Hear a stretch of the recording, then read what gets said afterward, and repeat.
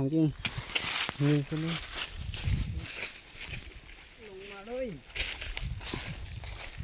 นะครับนี่ครับนี่ครับมือสะพานเขาครับมือพานเขา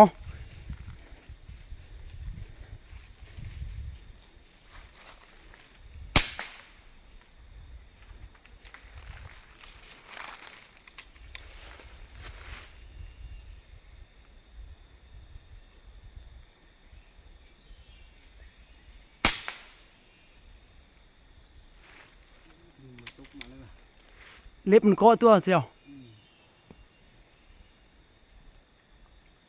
อันดำๆมันแม่นบอลเบิบเลยตึมพาเราเห็นแล้ว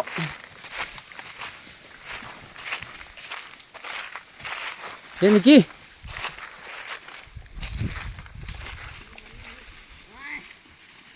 กี้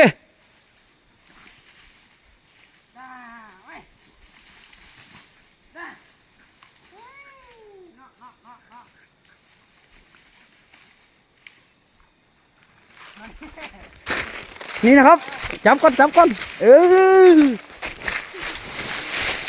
นี่คือมือพานเขาเนาะยกโพเจ้ามือพานเขาเดี๋ยว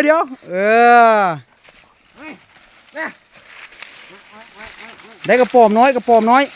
ตัวนึงนี่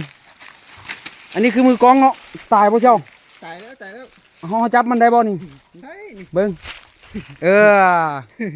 งเจ้านี่คือมือพานเขานี่นะกระป๋อมใหญ่เอาค่อยๆนี่เฮียมาหาค่อยเลยส่งค่อยๆเนี่ยนะได้ตัวนึงเด้อประมาณ2 ลูกไป2 ลูก 5เลยได้แล้วอันนี้เป็นผู้ช่วยนะครับ โอเค